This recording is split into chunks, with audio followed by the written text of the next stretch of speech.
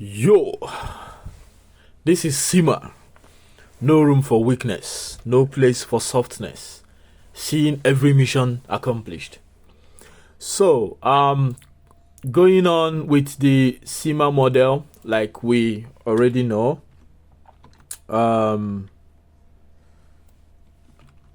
Today I'm going to have a continuation of the Sima model.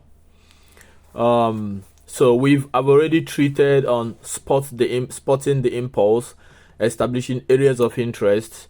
So today I will be looking at mapping out liquidity. Okay, mapping out liquidity. So what we do on the third step of the Sima model is to map out liquidity. So as you can see right from here, I've got this. You can see the four steps, but currently we are on the third step. So this is 1 hour time frame, and I will go ahead so that I don't have this video prolonged for no reason. So here we had this structure break. So clearly this is impulse. So I've spotted the impulse on this chart. There's clear impulse to the downside, as you can see. All right, and after spotting the impulse, what is the next thing following our model? The next thing on the model is to establish areas of interest. And like I've discussed in my previous videos, anytime market gives you an impulse, there are two strong areas of interest the market gives out immediately. One is the decisioner areas of interest, and the second is the extreme area of interest. Okay, so the plan is that as soon as market comes to these areas, we're going to be making a trade following our confirmations. Okay, now what do? We wait for the market to return to this area for us to make a trade. And when market comes to that area, the next thing we try to do is to map out liquidity. So right now, where is liquidity in this market? So we've got liquidity right here.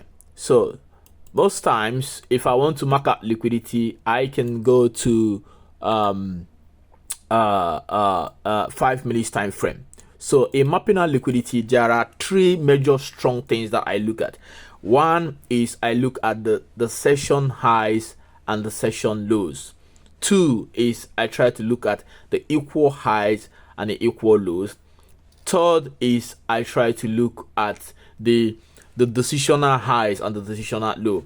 What do I mean? So right here, if the market can actually sweep this high, because this is a decisional high, okay, and this is also an extreme high. So the market coming to this level doesn't really mean that there is a break of structure, because the market can sweep this high, leave a candle wick, and then start turning down. So these are points where liquidity is loaded.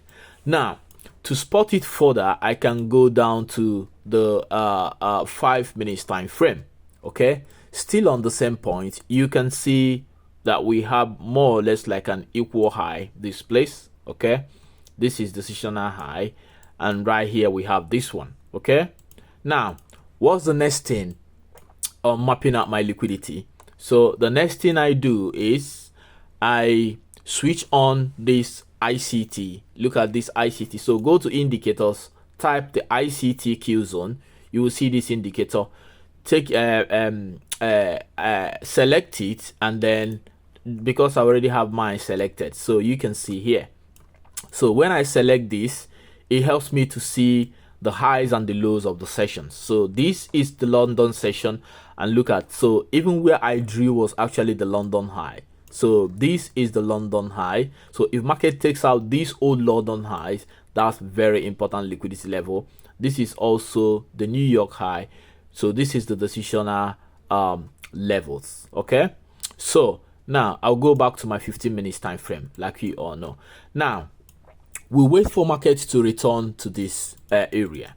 Okay, now because we try to trade more of the New York session, this came into this zone during the Asian session, so this might not be what we will be looking to take.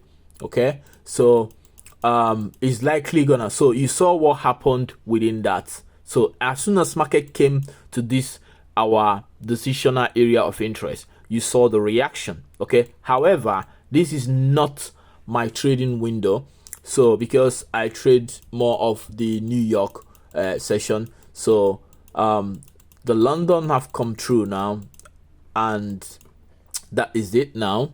So, and then look at that. So this is now the market taking out the London section, the previous London high, and this is another day, as you can see. So from here we now start looking for our setup. Our entry setup is not really what I'm gonna be talking about in these videos, but these are to just let you know that this is when we want to be taking our trade. When market takes out this significant liquidity, you saw this significant liquidity level right here.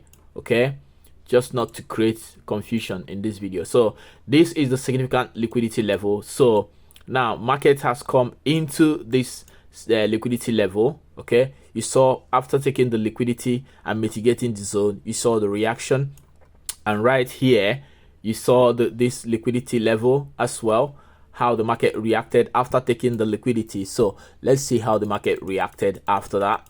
Okay, so that's how we had a rejection right here. So you can actually take this trade from here and exit right here. So in my next video, I'm going to be breaking down my major analysis entry and how you can make sure the market doesn't retrace against you in a scenario like this, and also being able to capture these kind of trades. Thank you.